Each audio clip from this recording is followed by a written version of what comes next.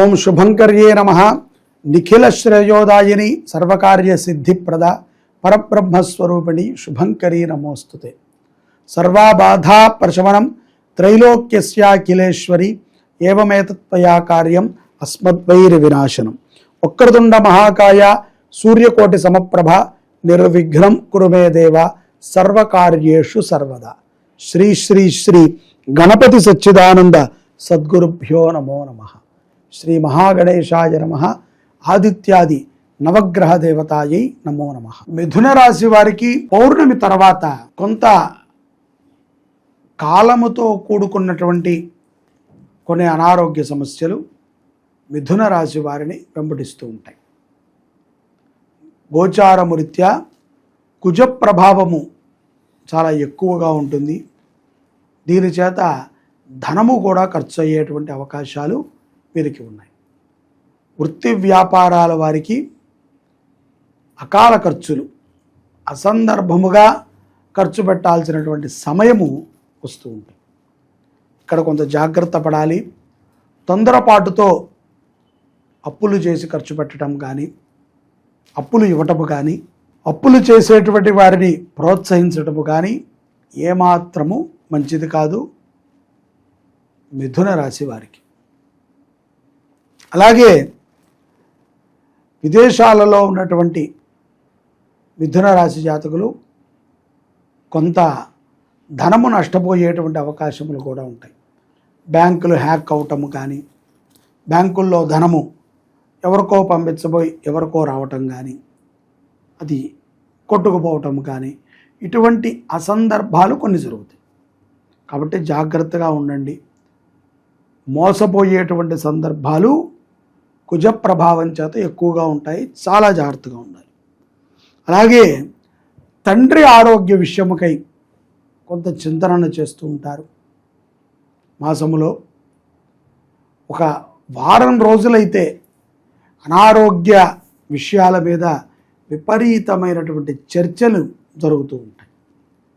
అదొక భయానికి కూడా లోనవుతుంది మిథున రాశి జాతకులకి అని చెప్పడంలో ఎటువంటి అతిశయోక్తి లేదు. విద్యార్థులు తమ విద్యాబుద్ధుల మీద శ్రద్ధను పెట్టి మీరు చదువుకుంటానికి చేసేటువంటి ప్రతి ప్రయత్నము కూడా విజయోపేతంగా సాగుతుంది.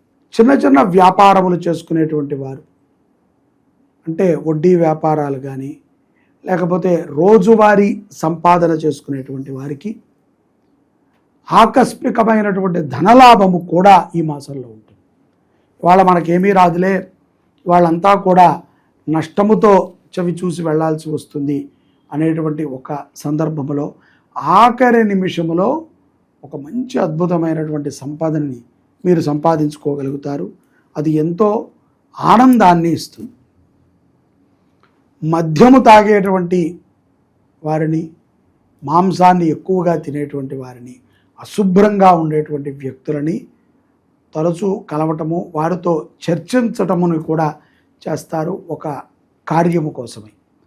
అది మంచిదే, కానీ కొంత ఓపికతో ఉండాలి. వారి మీద కోపాన్ని ప్రదర్శించడము కానీ, వారితో గట్టిగా మాట్లాడటము కానీ ఏమాత్రము మంచిది కాదు మిథున రాశి జాతకులకి అని నేను తెలియజేస్తున్నాను. అలాగే ఆవేశపూరితమైనటువంటి కొనుగోళ్ళని కొనకండి. ఎవరో కొన్నారు, ఎప్పటి నుంచో నేను దాచాను, ఇప్పుడు ఈ నెలలో సెప్టెంబర్ నెలలో ఆ డబ్బులు వచ్చాయి, నేను దాంతో ఇది కొంటాను అని చెప్పి అవసరము లేకపోయినా సరే ఆ వస్తువుని కొని ఇంట్లో పెట్టుకోవటము, అవసరం లేకపోయినా సరే అంత పెద్ద పెద్ద ఖరీదైనటువంటి వస్తువుల మీద వ్యామోహం చెందటము మంచిది కాదు. అలాగే ప్రయాణములు చేసేటప్పుడు మిథున రాశి జాతకులు హనుమాన్ చాలీసాని పఠనం చేయండి. హనుమంతుడిని బాగా ధ్యానం చేయండి. వీరికి ఈ యొక్క పౌర్ణమి తర్వాత ఈ యొక్క గ్రహణ ప్రభావం ఏదైతే గనక ఇప్పుడు మనకి వచ్చేటువంటి సూర్యగ్రహణం ఉన్నదో సెప్టెంబర్ 7వ తారీఖున, దాని యొక్క ప్రభావము మిథున రాశి వారి మీద ఏమాత్రము ఉండదు. కానీ ప్రతిదీ కూడా కొంతమంది ఒక 50 ఏళ్ళు పైబడినటువంటి వాళ్ళు 65 సంవత్సరాల లోపల ఉన్నటువంటి వాళ్ళు మిథున రాశిలో ఉన్నటువంటి వారికి కొంత ఆర్థికపరమైనటువంటి చికాకులు ఎక్కువగా ఉంటాయి. భూ సంబంధితమైనటువంటి విషయాలలో, కోర్టు సంబంధితమైనటువంటి విషయాలలో సానుకూలమైనటువంటి వర్తమానమే వస్తుంది, కానీ తృప్తి చెందరు, అసంతృప్తిగా ఉంటారు. స్త్రీలతో అసందర్భంగా మాట్లాడటానికి మనసు ఎక్కువగా కూడా మిథున రాశి వారికి వెంపర్లాడుతూ ఉంటుంది. అది ఏమాత్రం మంచిది కాదు. అటువంటి ఆలోచనలని పొరపాటున కూడా మెదడులోకి రానివ్వకండి, అది ప్రమాదకరం. మనకి సంబంధం లేనటువంటి వ్యక్తులతో మనము నిరంతరము మాట్లాడటం ఉండటం వల్ల కానీ, అసందర్భంగా మాట్లాడుతూ ఉండటం ద్వారా కానీ కొన్ని కష్టాలని మనమే తెచ్చుకుంటాం. కుటుంబంలో పెద్దలని తరచూ కలుస్తూ ఉంటారు.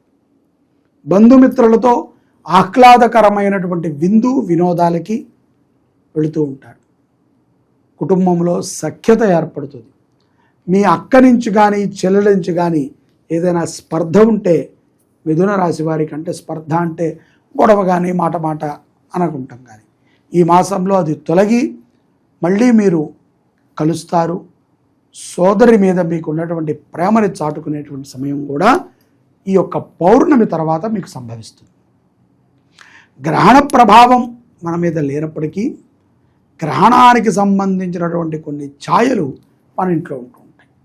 కాబట్టి ఈ యొక్క చంద్రగ్రహణ సమయమునందున కానీ, చంద్రగ్రహణానికి 3 గంటల ముందు కానీ, చంద్రగ్రహణం అయిన తర్వాత 3 గంటల తర్వాత కానీ ఏ పదార్థాన్ని తినకండి. నిద్రలోనే ఉంటాము, కానీ కుదిరితే ఉదయాన్నే లేచాక మన పూజా మందిరాన్ని శుభ్రం చేసుకుంటాం. ఇల్లుని గోపంచకముతో శుద్ధి చేయడం ద్వారా మీకు ఎంతో ప్రశాంతత లభిస్తుంది.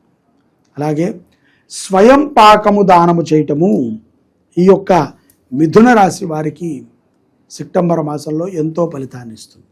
ఎక్కడైనా అన్నదానం జరుగుతోందనుకోండి, వారికి కావాల్సినటువంటి ద్రవ్యములన్నిటినీ కూడా సమకూర్చి ఇవ్వవచ్చు. లేదు, హనుమత్ దేవాలయ దర్శనం, హనుమాన్ చాలీసా పారాయణ, హనుమాన్ నామస్మరణ ఎంతో గొప్ప ఫలితాలని మిథున రాశి వారికి ఇస్తుంది. విదేశాలలో ఉన్నటువంటి వారు ఏదైనా నెలకి మీ నక్షత్రము రోజున అన్నదానము చేయండి. అన్నదానము చేయటం ద్వారా విశేషమైనటువంటి ఫలితాలని మీరు పొందగలుగుతారు. కుదిరితే ప్రతి నెలా చేయండి. లేదు అంటే కనుక ఏదైనా ఆ నెలలో, సెప్టెంబర్ నెలలో ఒకసారైనా సరే అన్నదానం చేయండి. శ్రీ శుభంకరి దేవస్థానంలో ప్రతినిత్యము కూడా అన్నదానం జరుగుతూ ఉంటుంది. ఈ అన్నదాన సేవలో మీరు కూడా పాల్గొనండి. మీకు తెలిసిన వారికి కూడా చెప్పండి. హనుమంత్ ఆరాధన మిథున రాశి వారికి ఎంతో ఉపయుక్తాన్ని ఇస్తుంది. అలాగే ఎంతో శుభ ఫలితాలను కూడా కలిగించేస్తుంది. ప్రథమం శైలపుత్రీ చ, ద్వితీయం బ్రహ్మచారిణి, తృతీయం చంద్రఘంటేతి, కూష్మాండేతి చతుర్థకం, పంచమం స్కందమాతీతి, షష్టం కాత్యాయనీతి చ, సప్తమం కాళరాత్రీతి, మహాగౌరీతి చాష్టకం, నవమం సిద్ధిదాత్రీ చ, నవదుర్గా ప్రకీర్తితా. శ్రీ విశ్వావసు నామ సంవత్సరంలో సెప్టెంబర్ 22వ తారీఖు నుంచి అక్టోబర్ 2వ తారీఖు వరకు దేవీ నవరాత్రుల్ని మన శుభంకరి దేవస్థానంలో అత్యంత వైభవోపేతంగా మనం చేసుకుంటున్నాం. 2వసారి అమ్మవారికి శతచండీ యాగాన్ని మనం చేస్తున్నాం. పోయిన సంవత్సరము ఎవరెవరైతే గనక ఈ శతచండీ యాగములో గోత్రనామాలను నమోదు చేసుకున్నారో వారందరూ కూడా ఈ సంవత్సరము మీ పేరును నమోదు చేసుకోండి. తప్పకుండా ప్రత్యక్షంగా కానీ పరోక్షంగా కానీ ఈ యొక్క చండీ యాగంలో పాల్గొనండి. శతచండీ యాగము అంటే 100 సార్లు దుర్గా సప్తశతి 13 అధ్యాయాలని కూడా పూర్వాంగ ఉత్తరాంగ సహితంగా పారాయణ మరియు 10 సార్లు హోమాన్ని మనం చేయటం జరుగుతుంది. అందున నవరాత్రుల్లో మనము, మన పిల్లలము, మన కుటుంబ సభ్యులు అందరము కూడా సఖ్యతతో ఉండాలి. ఎప్పుడూ కూడా అమ్మవారి అనుగ్రహం మనందరం మీద ఉండాలి అని ఈ శతచండీ యాగాన్ని చేస్తున్నాం. మీరందరూ గోత్రనామాలను నమోదు చేసుకోండి.